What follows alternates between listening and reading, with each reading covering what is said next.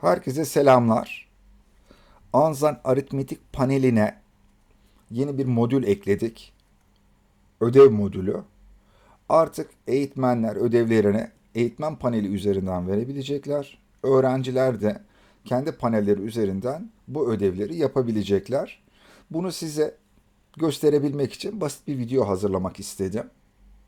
Bu videoda ben panellerin arayüzlerini İngilizce olarak açacağım. Altlarına da mümkün olduğu kadar çok dilde altyazı eklemeye çalışacağım. Böylece tüm temsilciliklerimiz maksimum düzeyde faydalanabilir diye düşünüyorum.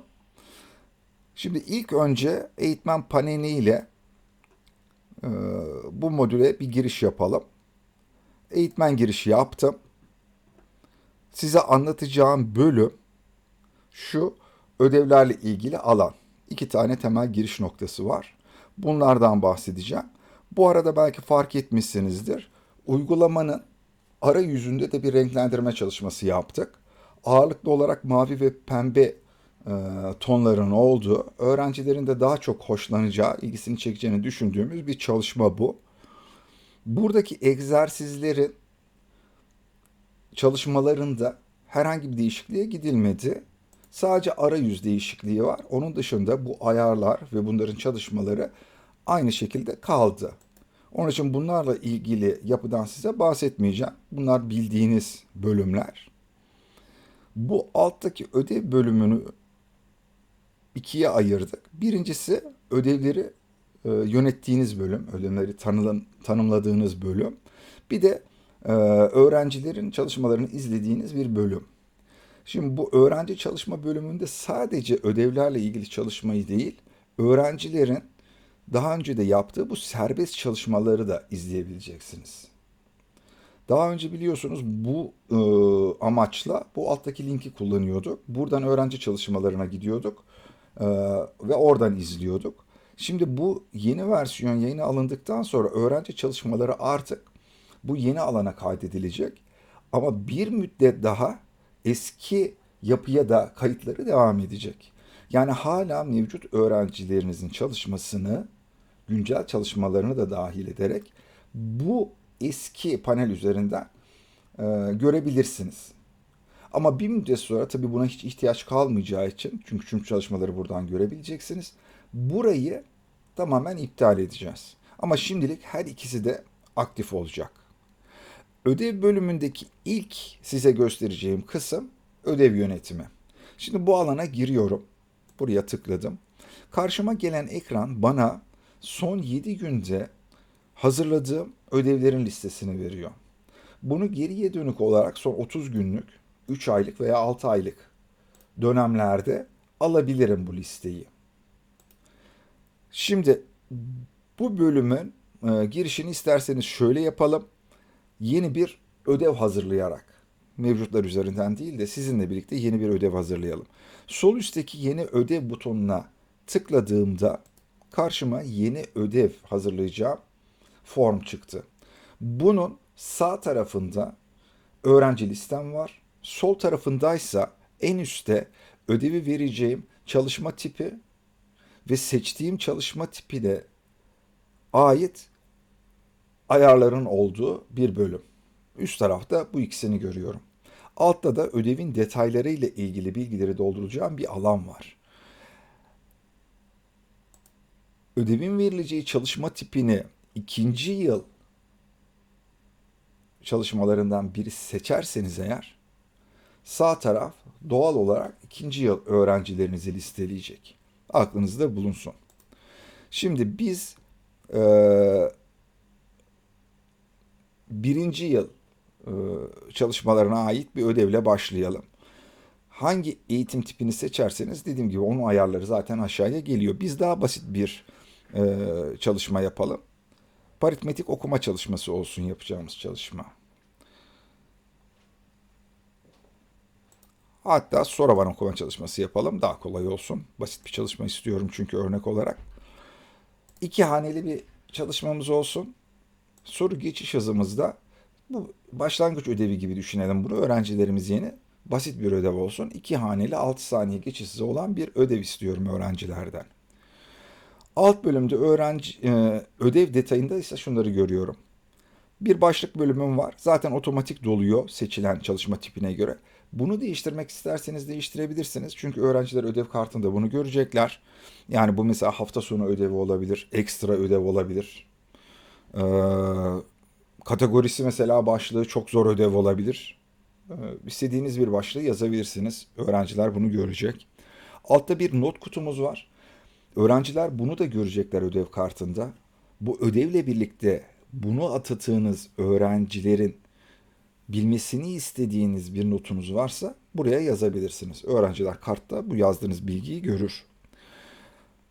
Altta ise bu ödevin kaç sorudan oluşacağını belirlediğimiz kısım var. Mesela 15 soru olsun. Az sorulu, basit bir ödev. En altta gireceğim bilgiler de şunlar. Ödevin başlangıç tarihi ve son teslim tarihi. Bu iki alan da doldurulmak zorunda değil. Ama benim size tavsiyem özellikle son teslim tarihine mutlaka girin. Çünkü açık uçlu bırakırsanız bu ödevi muhtemelen öğrenciler nasılsa bir süresi yok, bir ara yaparım diye uğraşmayabilirler, erteleyebilirler. Ama siz bir son teslim tarihi eklerseniz ödeve, o tarih dolmadan bu ödevi bitirmeye çalışacaklardır. Onları disipline etmek için önemli olduğunu düşünüyorum. Ben şimdi bu örnek ödevimizde bir son teslim tarihi gireceğim. Hatta geniş vara gireyim. 1 Haziran'a kadar bu ödevi tamamlamalarını istiyorum şu anda. Şu anda e, Mayıs'ın 22'sindeyiz. Ben bunu 1 Haziran'a kadar yapsınlar istiyorum. Başlangıç tarihi için de bir tarih girmiyorum. Bunun kullanım amacı da şu, eğer kullanmak isterseniz. Öğrencilere, özellikle bazılarına, onları daha disiplinli çalıştırmak için günlük ödev vermek isteyebilirsiniz. Her güne e, yayılmış daha basit ödevler şeklinde ilerlemek isteyebilirsiniz. O zaman pazartesi günü başlayacağı ve bitireceği bir ödev, çarşamba günü örneğin başlayacağı ve bitireceği bir ödev şeklinde ilerlemek isteyebilirsiniz. O zaman bunu doldurursunuz. Böylece öğrenci günlük çalışmak zorunda kalabilir. Bu tercih size kalmış. Şimdi ödevimizi tanımladığımız için hangi öğrencilere vereceğimizi seçebiliriz. Burada tanımlamayı yaptık. Bu ödevi komple bir sınıfa atayabilirsiniz. Veya sınıftan sadece tek bir öğrenciye verebilirsiniz. Birkaç öğrenciye verebilirsiniz. Tercih sizin. Hatta tek bir sınıftan değil, farklı sınıflardan öğrencilere atayabilirsiniz. Arzu ediyorsanız. Ben şimdi mesela böyle değişik sınıflardan 5 tane öğrenciye bunu atıyorum. Bu soruban okuma ödevimiz dikkat ederseniz yukarıya eklendi. Buna tıkladığımda da şu detayları görüyorum. Az önce girdiğim bilgiler, yapmış olduğum ayar ve altta atadığım öğrenciler. Henüz öğrencilerin bu ödevle ilgili çalışmaları yok. Çalışma yaptığında burada nasıl bir bilgi gördüğümüze dönüp bakacağız. Ama bu aşamada isterseniz bu öğrencileri bu ödev kartından çıkarabilirsiniz. Hatta yeni öğrenci de ekleyebilirsiniz bu ödevinize. Bu tanımadığınız ödeve. Şimdi burayı kapatıyorum. Buraya geri döneceğiz dediğim gibi bu çalışmaya bakacağız. Burada dikkat ederseniz öğrencilerin çalışmasını şu şekilde izledim ben. Bu ödev bazında kim ne yaptı? Şimdi esas öğrenci izleme bölümüne gidelim. Orada öğrencinin tüm ödevlerle ilgili performansına bir bakalım. Bu yeni bölümde sağ tarafta da öğrenci izleme bölümümüz var. Buraya girdiğinizde sol tarafta bir öğrenci listesi karşılıyor sizi. Henüz sağ taraf boş. Bu öğrenci listesi de ikiye ayrılmış durumda. Hemen ilk aktif gelen liste şu anda öğrenci paneli hala açık olan, eğitim alan, sistemi kullanan öğrencilerin listelendiği bölüm. Mezunlar bölümünde ise panelleri kapanmış eski öğrencilerinizi listeliyor. Buradan da eski öğrencilerinizin çalışmasına ihtiyaç duyarsanız bakabilirsiniz. Bu listeden herhangi bir öğrenciye tıkladığınızda da sağ tarafa öğrencinin tüm çalışmalarıyla ilgili bilgiler geliyor. Buradan bunu izleyebilirsiniz. En üst kısımda özet bir bilgimiz var. İkiye ayrılmış durumda serbest çalışmalar ve ödev çalışmaları şeklinde. Serbest çalışmalar kısmında özet verilen bilgi şunu içeriyor. Bu öğrenci tüm kategoriler dahil olmak üzere, flaşanzan, paritmetik, soravan hepsi dahil kaç çalışma yapmış, toplam kaç soru çalışmış ve kaçını doğru bilmiş. Bu bilgileri bana özet olarak gösteriyor. Bu öğrenci örneğin 649 tane serbest çalışma yapmış. Bu öğrenciye 19.868 soru sorulmuş ve öğrenci bunların 12.851 tanesine doğru cevaplamış. Dolayısıyla başarı oranı %65. Bu kartın, bu özet bilginin hemen üzerinde de bir tane rozet görüyoruz. Bu da öğrencinin başarı durumuyla ilgili ona verdiğimiz rozet. Üzerine tıklandığında bu rozetin hangi manaya geldiği, yani hangi rozeti aldığında çocuk bu ne ifade ediyor onu gördüğü bir liste var. Bunu öğrenci de görüyor kendi panelinden. Muhtemelen rozetini yükseltmeye çalışacaktır. O amaçla konmuş bir bilgi. Sağ tarafa geldiğimizde ödevlerle ilgili e, analizi görüyoruz. Genel analizi. Orada iki tane önemli veri veriliyor bize. Biri öğrencinin ödev tamamlama yüzdesi, ikincisi başarı yüzdesi. Buradaki ödev tamamlama yüzdesi şunu ifade ediyor. Biz öğrenciye 502 tane ödev atamışız örneğin bu öğrenci için. O 217 tanesini tamamlamış bunların. Böylece ödev tamamlama yüzdesi %43 olmuş. Biz her öğrenciden %100'e yakın bir performans istiyoruz neticesinde. Çünkü ödevlerdeki başarıdan ziyade disiplinli bir şekilde eğitmenin verdiği ödevleri yapması çok önemli öğrencinin. Onun için bu oran önemli ve biz bu ödevle ilgili rozeti de tamamen buradaki performansına göre veriyoruz. Bu rozetin üzerine tıkladığınızda da gene açıklamaları yazıyor hangi rozetin neye ait olduğunu. Mesela bizim buradaki örnek öğrencimizin rozeti çok başarılı olmadığını gösteriyor aslında. En alt kademe değil ama henüz üzerine çıkabileceği, alabileceği rozetler var bu öğrencinin. En yüksek rozeti ödev tamamlama yüzdesini %85'in üzerine çıkarmış öğrenciler alacak. Onun için bu tamamlama önemli. İkinci bilgi de dediğim gibi başarı oranı. Bu ödevleri çalışırken öğrenci toplamda kaç soru çalıştı, kaç tanesine doğru cevap verdi bize onu gösteriyor. Bu özet bilginin altında ise çalışmaların detaylarını gördüğüm bölüm var. O da ikiye ayrılmış durumda. Serbest çalışmalar ve ödev çalışmaları. Şimdi serbest çalışmalara tıkladığımda buraya üstte bir filtre alanım var. Tüm çalışmalar için liste isteyebilirim veya belirlediğim çalışma tipi için, örneğin flaşanzan için, e, paritmetik okuma için, toplama çıkarma çalışması için vesaire. Bu sayfa yüklendiğinde bu tarih aralığı da son bir haftayı temsilen gelir. Burayı da değiştirebilirsiniz. Daha geniş bir aralık isteyeceğim mesela ben şimdi. Bu tarihler arasındaki öğrencinin tüm serbest çalışmalarını gördüğüm liste bu. Burada tek tek hangi tarihte ne çalışmış görüyorum. Sağ taraflarında da kaç soru çalışıp kaç tanesini doğru cevapladıklarını ve başarı oranlarını görüyorum. Her bir çalışmanın üzerine tıkladığımda ise ayarlarını görebiliyorum. O çalışmanın hangi ayarlarla yapıldığını görebiliyorum. Bunu dediğim gibi sadece flaşanzan çalışması şeklinde de filtrelemem veya sadece soraban okuma, sadece çarpma çalışması şeklinde filtrelemem de mümkün. Serbest çalışmalar gibi hemen yanında ödev çalışmalarını listelediğim kısım var. Şimdi onu açayım. Burada bu belirlediğim filtrede şu tarihler arasında tüm çalışma kategorilerinde 16 tane ödevi varmış öğrencinin ve onların durumlarını burada görüyorum. İlk başta bir özet bilgi var. Verilen ödevle ilgili örneğin şuna bakalım. Başarı oranını görüyorum ve tamamlama oranını görüyorum.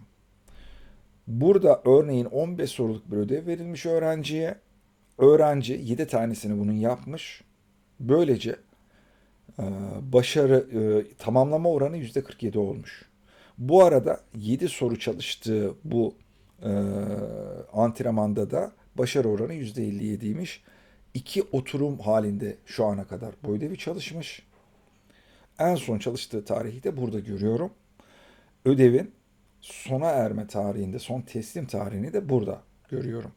Ödev kartının üzerine tıkladığımdaysa aynen serbest çalışmada olduğu gibi ödevin hangi ayarlarla verildiğini görebiliyorum.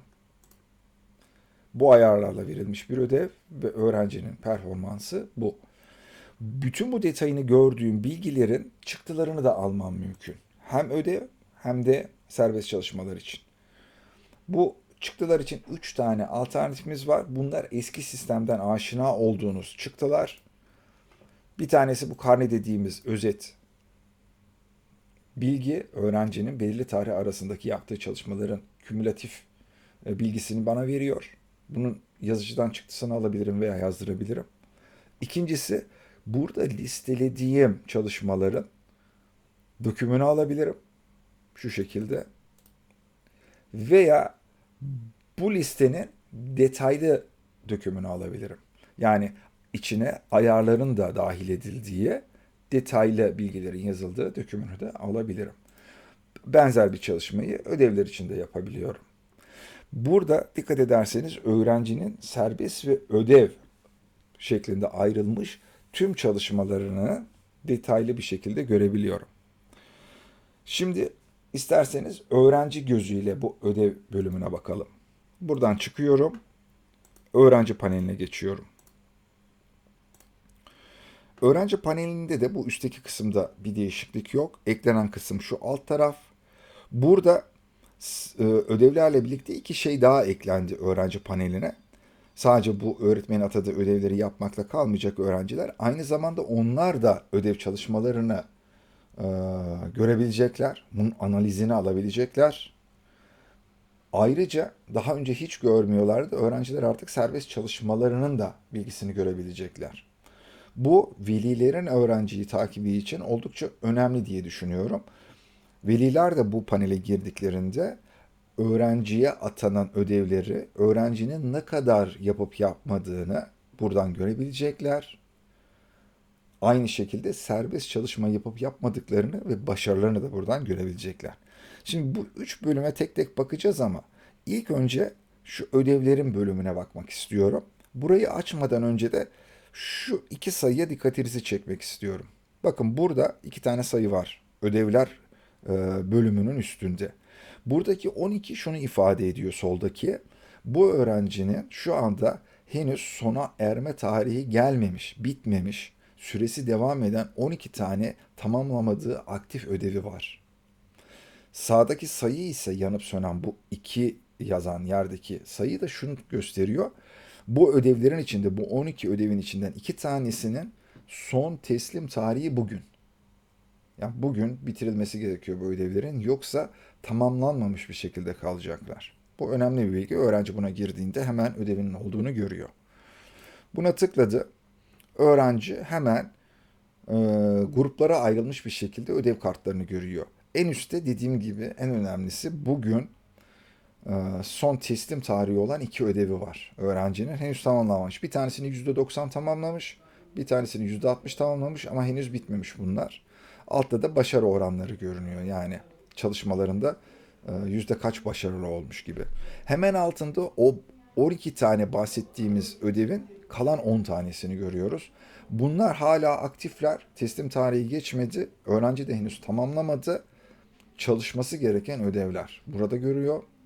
Onun altında bir grup var. Burada çalışma süresi bitmiş. Teslim tarihi artık geçmiş.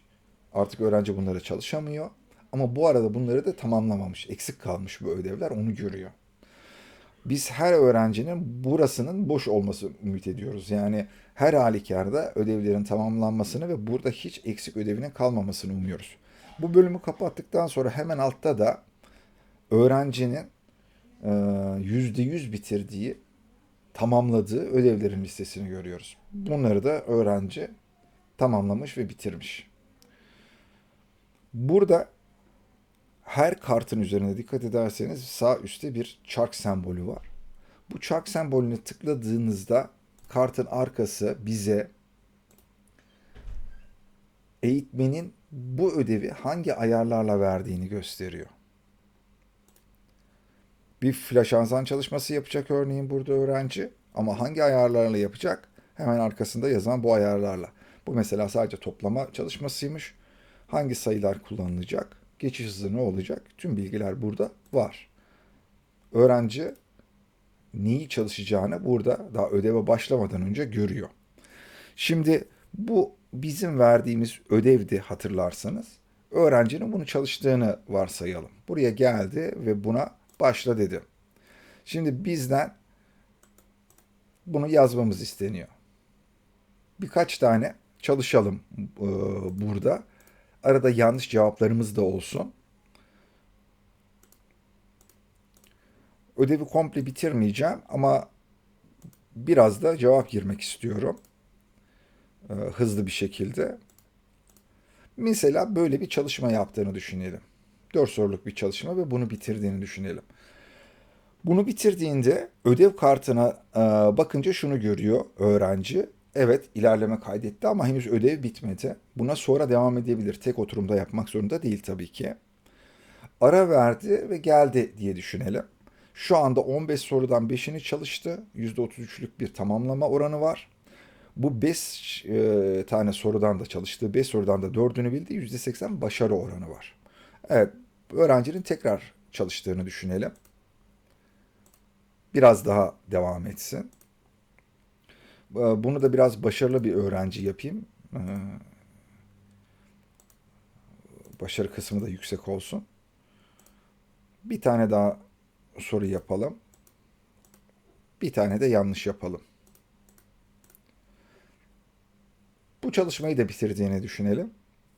Kartımız artık şu hale geldi. 15 sorudan 10 tanesi tamamlandı. Ödev ilerliyor. %67'si bitti. Başarı oranımız da %80. Gene 5'te 4 yaptık. 10 sorudan 8'i şeklinde. Şimdi bu öğrencinin bunu tamamladığı versiyona isterseniz bakalım. Eğitmen ne görecek? Hatta tamamlamadan isterseniz eğitmen paneline gideyim. Şu anda ne gördüğüne bakalım. Şu anda ne gördüğüne bakalım. Ama gitmeden önce de tekrar buraya geri dönmemek için öğrencinin istatistiklerle ilgili neler gördüğüne bakalım. Buraya geri döneceğim. Bakın bu karta eğitmen nasıl bakıyor bunu göreceğiz. Sağ üstte bakın istatistiklerim diye bir bölüm var. Buraya tıkladığında gideceğimiz yer ana sayfadakiyle aynı. Onun için ana sayfa üzerinden göstermek istiyorum. Şu bölüm. Ödev istatistiklerin bölümü. Öğrenci ödev istatistiklerine baktığında eğitmenin gördüğünün aynısını görüyor. Üste bir özet, analiz. Bunun ne olduğunu eğitmen panelinde anlatmıştım size. Onu bu da görüyor. Burada rozetini görüyor. Rozetinin manasını da görüyor. Tamam mı? Bu özet bilginin altında bir de öğrenciye her egzersiz için e, özet bilgiyi veriyoruz biz. Yani bu genel e, ödevlerle ilgili durumuydu. Peki mesela paritmetik yazma ödevlerindeki durumu ne? Flash Anzan'daki durumu ne? Bunları tek tek görüyor. Gene tamamen aynı bilgilerle. Hem ödevleri tamamlama yüzdesini hem de başarı yüzdesini. Her birinin rozeti de kendi içinde veriliyor. Bazılarında çok başarılı, bazılarında başarısız olabilir öğrenci. En altta da öğrenciye bir grafik veriyoruz. Bu e, aylık, günlük veya haftalık alınabiliyor. Ne kadar ödev çalışması yapıldı ve ne kadar başarı gösterildiği grafiği. Bu grafik şu anda çok anlamlı değil çünkü bu demo veriler rastgele üretildi. Onun için çok anlamlı görünmüyor. Öğrencilerinizde bu grafik muhtemelen çok daha anlamlı görünecek. Burada artan bir başarı eğrisi görmek istiyoruz açıkçası. Veya en azından belirli bir seviyeye çıkmış ve orada kalabilmiş bir başarı grafiği görmek istiyoruz. Bu biraz rastgele veriden oluştuğu için biraz saçma bir e, grafik. Bunu çok ciddiye almayın ama öğrenciler bu analizi görebiliyorlar. Şimdi ana sayfaya geri dönüyorum. Bir de öğrencilerin serbest çalışmalarını izledikleri bölüm var. Daha önce bunu hiç göremiyorlardı. Buraya girdiğinde gene eğitmenin gördüğü bu e, özet genel bilgiyi görüyor. Altında bu genel bilginin her bir çalışma kategorisine ayrılmış halini de görüyor. Her birinden kaç çalışma yaptı ve başarı oranı ne? bunları görüyor. Bunların her birinin altında çalışma detayı diye bir bölüm var. Bu özet bir bilgi verdi ya bize Soroban okumayla ilgili örneğin 76 çalışma yapmış. İşte bu 76 çalışmanın detayını gördüğü yer burası. Tıkladığında o 76 çalışma buraya listeleniyor. Tarih günümüzden geçmişe doğru gidecek şekilde her bir çalışmadaki başarı oranını görüyor. Buradaki detayları göster butonuna tıklarsa da her bir çalışmayı hangi ayarla yaptı onu görüyor. Bu her kategori için veriliyor detaylar kısmında. En üstte ise çalışma detayı diye eklenmiş butonda şunu görüyor. Az önceki çalışma bazlı listenin tüm çalışmaları kapsayan versiyonunu görüyor burada. Gene burada isterse detaylara bakabilir. Hangi detaylarla çalıştığını görebilir. Bunun en önemli tarafı artık veli de bunları takip edebilecek. Öğrenci hangi günler çalıştı, hangi başarıyla çalıştı, ödevlerini tamamlıyor mu, eksik mi kalıyor? Bunlar buradan takip edilebilecek. Öğrenci ödevlerini de buradan yapacak. Şimdi isterseniz tekrar ben eğitmen kısmına hızlıca bir döneyim. Oradan şu öğrencinin çalışmasına bakalım. Bu ödev yönetimi bölümüne giriyorum. En son verdiğim ödev bu üsttekiydi. Tıkladım. Ödev bilgilerim burada. Ve aşağıda bir ilerleme görüyorum. Öğrencilerimden bir tanesi ödevi çalışmış. Az önce bizim yaptığımız çalışma. 2 oturum halinde çalışmış. Toplam 10 soru çalışmış. 8'i doğruymuş. Ödevin %67'sini tamamlamış. Başarısı da %80 gibi. Burada bu analizi sürekli kartta kim çalıştı kim çalışmadı görebiliyorum. Her ödev kartım için bu geçerli. Bu ödev takibinizi çok daha kolaylaştıracak diye düşünüyorum. Şu anda şifayen verdiğiniz ödevler kayıt altına alınacak. Bir öğrenciler kendi ödevlerine dahi takip edebilecekler. Veliler takip edebilecek. Sizin kontrolünüz altında olacak. O yüzden bu bölümün fazlasıyla işe yarayacağını düşünüyorum.